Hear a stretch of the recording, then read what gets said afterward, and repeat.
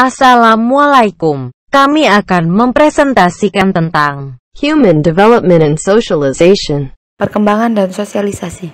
Perkembangan manusia dipandang sebagai perubahan perilaku fisik, psikologis, dan sosial yang dialami oleh individu selama rentan hidup dari pembuahan hingga kematian. Nah, sosialisasi adalah proses di mana seorang individu menjadi anggota tertentu dalam budaya dan mengambil nilai dalam perilakunya. Tentu ada tumpang tindih di antara keduanya, yang dimana perkembangan dan sosialisasi adalah proses umur hidup. Nah, perkembangan manusia tidak hanya melibatkan pertumbuhan, tetapi juga penurunan dan modifikasi. Beberapa psikolog dalam perkembangan individu dapat melihat pengaruh budaya sebagai faktor eksternal yang mempengaruhi perilaku dan pengalaman seseorang. Kualitas hidup dan perkembangan anak. Secara keseluruhan, kualitas hidup dilihat dari ketersediaan makanan, produk lainnya, fisik, dan keamanan finansial, jenis kondisi kehidupan, kualitas pendidikan, dan perawatan kesehatan, ada atau tidaknya kekerasan dalam keluarga atau lingkungan, dan sejumlah lainnya.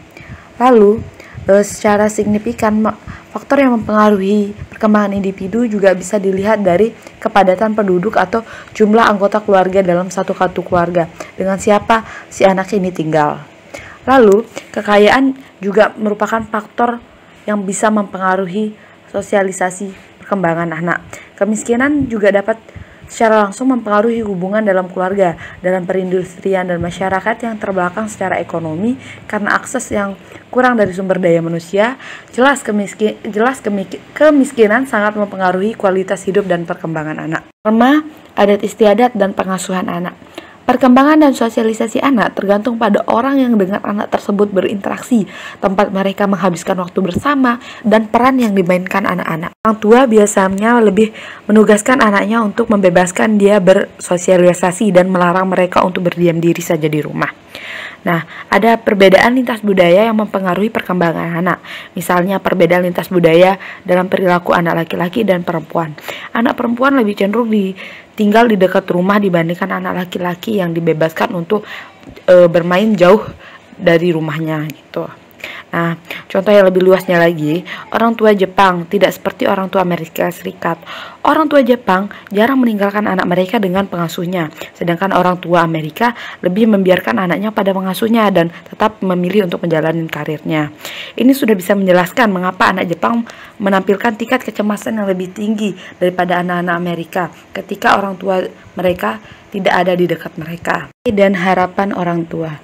Orang tua biasanya memiliki jadwal atau rencana perkembangan sendiri terhadap anaknya. Mereka mengharapkan rencana perkembangan mereka sendiri untuk memperoleh karakteristik tertentu terhadap anak-anaknya, seperti berjalan, berbicara, atau bernalar di usia-usia tertentu.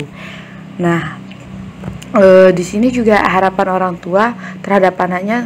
Contoh yang lebih luasnya itu seperti ibu Amerika, ekspektasinya terhadap anaknya, anaknya memiliki ketegasan dibandingkan ibu Jepang yang memilih harapan untuk anaknya tentang bisa mengontrol emosi mereka dan mengekspresikan kesopanan mereka. Lain dengan ibu Tionghoa yang mengungkapkan minatnya lebih besar untuk menekankan pendidikan kepada anaknya dibandingkan ibu-ibu Eropa tidak mementingkan pendidikan, tetapi gimana mereka mementingkan bagaimana membangun harga diri terhadap anak-anak mereka. Itu termasuk harapan-harapan orang tua dari berbeda-beda negara. Perkembangan psikososial Erikson. Psikolog Amerika kelahiran Jerman Erik Erikson 1950 dikenal secara global karena karya teori perkembangan dan kepribadian. Erikson berteori bahwa setiap orang selama rentan hidupnya melewati 8 tahapan perkembangan. Setiap tahapan ditandai oleh konflik, masalah, atau krisis perkembangan. Jika krisis memiliki resolusi yang positif, maka ego seseorang diperkuat dengan mendapatkan kebijakan yang menghasilkan adaptasi yang lebih besar dan kepribadian yang lebih sehat. Tetapi jika krisis memiliki resolusi yang negatif, maka ego kehilangan kekuatan, mengakibatkan adaptasi yang terhambat dan kepribadian yang tidak sehat. Nah, 8 tahapan yang dikemukakan oleh Erik Erikson itu: pertama, harapan, kemauan, tujuan, kompetensi, kesetiaan, cinta, perhatian, dan bijaksana. Menurut Piaget, tahap perkembangan kognitif terdiri dari 4 tahap. Yang pertama, sensori motor. Bayi akan belajar berinteraksi dengan lingkungan sekitar. Meskipun pada tahap ini gerakan bayi masih sangat terbatas. Yang kedua, tahap praoperasional. Pada tahap ini, anak mulai dapat menerima rangsangan dan mulai mengembangkan kemampuan berbahasa. Pada tahap ini, anak biasanya memiliki egosentrisme dan animisme. Egosentrisme itu anak akan melihat dunia hanya berdasarkan perspektifnya sendiri, sedangkan animisme anak akan berpikir bahwa benda mati yang di sekitarnya itu memiliki nyawa. Tahap ketiga adalah operasional konkret. Pada tahap ini anak mulai belajar logika. Pada tahap ini anak sudah mampu melakukan pengurutan dan klasifikasi objek yang ada di sekitarnya. Tahap keempat, operasional formal. Pada tahap ini anak sudah mampu berpikir abstrak dan sudah menguasai penalaran.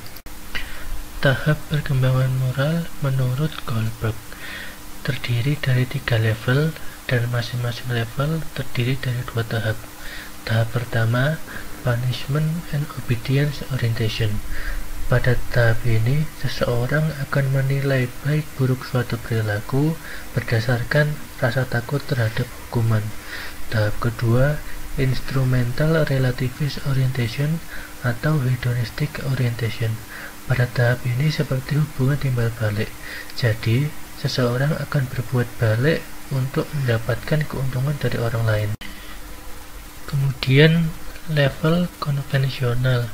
Tahap ketiga itu interpersonal concordance atau good boy good girl orientation. Pada tahap ini, seseorang akan menganggap dirinya adalah anak baik karena perilaku yang baik adalah perilaku yang menyenangkan orang lain dan tidak bertentangan dengan norma-norma dalam kelompoknya. Tahap keempat adalah law and order orientation. Pada tahap ini, seseorang menyadari bahwa dirinya itu hidup di masyarakat yang luas, tidak terbatas pada keluarga atau teman dekatnya saja. Jadi, dia merasa harus mengikuti hukum yang berlaku di masyarakat tersebut agar ketertiban sosial terjamin. Kemudian, level postkonvensional. Tahap kelima, social contract legalistic orientation. Pada tahap ini, seseorang mulai berpikir bahwa hukum itu dapat diubah dan harus disesuaikan dengan konteks atau situasi yang dapat memberikan manfaat sosial dan tidak melanggar hak-hak individu. Pada tahap keenam, yaitu tahap orientation of universal ethical principle. Pada tahap ini, seseorang menyadari bahwa dalam lubuk hatinya terdapat prinsip-prinsip yang berlaku universal yang harus dijunjung tinggi, seperti nilai-nilai kemanusiaan dan nilai-nilai keadilan. Tahap perkembangan terdiri dari 5 tahap. Yang pertama, prenatal period. Diperlukan waktu sekitar 266 hari di setiap etnis, ras, atau kelompok sosial. Yang kedua, infansi. Sejak lahir hingga 2 tahun, anak memperoleh keterampilan motorik, kognitif, dan sosial awal. Yang ketiga, childhood.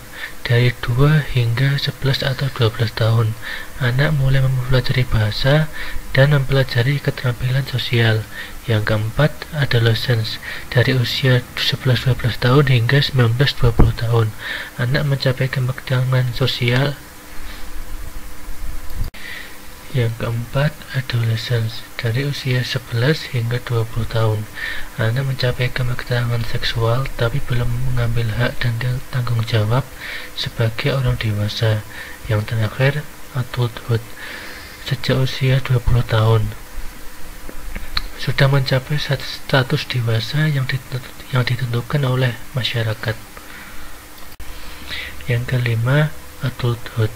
Sejak usia 20 tahun, individu sudah mencapai status dewasa yang ditentukan oleh norma dan hukum masyarakat tertentu.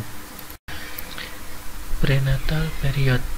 Masing-masing masyarakat memiliki tradisi tertentu pada masa ini.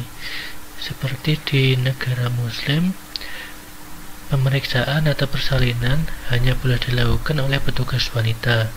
Sedangkan di beberapa negara Afrika terdapat tradisi membawa pulang plasenta dan menguburnya.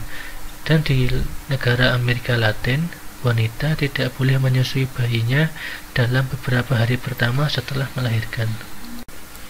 Infansi. Kondisi lingkungan dan sosial berdampak penting pada kehidupan, kesehatan, dan kepribadian anak. Contohnya faktor lingkungan. Menurut penelitian Gardiner, keterampilan motorik bayi Afrika berkembang lebih cepat daripada bayi kulit putih. Hal tersebut karena strategi pelatihan yang diberikan ketika anak belajar berjalan berbeda. Discovering the Word, Childhood.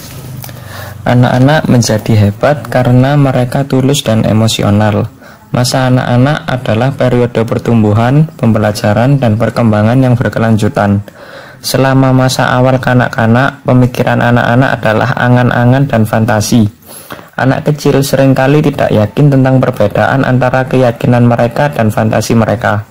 Mereka seringkali mencampurnya secara bersamaan. Mereka terus-menerus memeriksa pemikiran mereka terhadap kenyataan, tetapi tetap percaya pada kekuatan magis ide mereka. Selama masa kanak-kanak tengah yang berlangsung kira-kira usia 6-12 tahun, anak-anak terus mengembangkan kemampuan berpikir dan sosial. Masa kanak-kanak sebagai tahap perkembangan dimediasi oleh serangkaian praktik yang bisa dilakukan serupa di berbagai budaya. Sudah menjadi kebiasaan di banyak keluarga Amerika Serikat untuk memuji anak-anak dan menunjukkan emosi positif terhadap mereka untuk pencapaian mereka. Major rehearsal adolescence. Seorang anak laki-laki menjadi dewasa 3 tahun lebih awal dari perkiraan orang tuanya, dan sekitar 2 tahun setelah dia pikir dia melakukannya. Masa remaja dipandang tidak hanya sebagai tahapan perkembangan tetapi juga sebagai budaya fenomena. Misalnya perpanjangan sekolah di banyak negara maju membentang periode dari masa kanak-kanak hingga dewasa.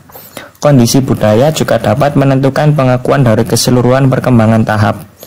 Perubahan dalam berat dan tinggi badan merupakan karakteristik penting dari masa remaja. Secara lintas budaya, anak perempuan menjadi dewasa 2 tahun lebih awal daripada anak laki-laki. Terlepas dari kemampuan mereka untuk membuat penilaian etis dan luar biasa cadangan kognitif, remaja tidak memiliki visi atau kebijaksanaan yang sering ditemukan pada saat dewasa. Adulthood. Tahap dewasa awal biasanya terkait dengan formatif proses, sedangkan tahap dewasa tengah dan akhir dikaitkan dengan prestasi dari berbagai jenis. Namun, garis yang memisahkan periode ini tidak jelas. Banyak orang dewasa telah mampu mencapai hal-hal besar pada usia yang sangat muda, meskipun beberapa fungsi psikologis menurun seiring bertambahnya usia. Pengalaman kedewasaan bervariasi antar budaya dan bergantung pada usia, jenis kelamin, status sosial ekonomi, pekerjaan, struktur keluarga, dan berbagai peristiwa kehidupan. Kekerasan, kesulitan ekonomi, dan kelaparan dapat mempengaruhi kehidupan seluruh generasi. Di masa dewasa, kebanyakan orang mengembangkan rasa jati diri, pandangan tentang diri mereka sendiri sebagai individu dan anggota masyarakat. Late adulthood. Penuaan adalah proses biologis. Meskipun ahli biologi belum menemukan penjelasan konklusif tentang karakteristik universal penuaan, kebanyakan orang lanjut usia menderita serupa penyakit seperti kanker, demensia, dan artritis. Kulit menjadi kurang elastis dan rambut kehilangan pigmentasinya. Otot mulai mengalami atrofi, tulang menjadi lebih rapuh, dan sistem kardiovaskular menjadi kurang efisien. Beberapa kondisi psikologis juga menurun seperti kepercayaan diri, motivasi, daya ingat, dan lain-lain. Gangguan pendengaran dan penglihatan juga sering terjadi. Di banyak negara, masa dewasa akhir dimulai dengan pensiun, ketika seseorang secara resmi berhenti dari pekerjaannya. Jika seseorang tidak bekerja di luar rumah, periode ini mungkin dimulai ketika individu melepaskan tanggung jawab utama keluarga. Terima kasih. Semoga bermanfaat.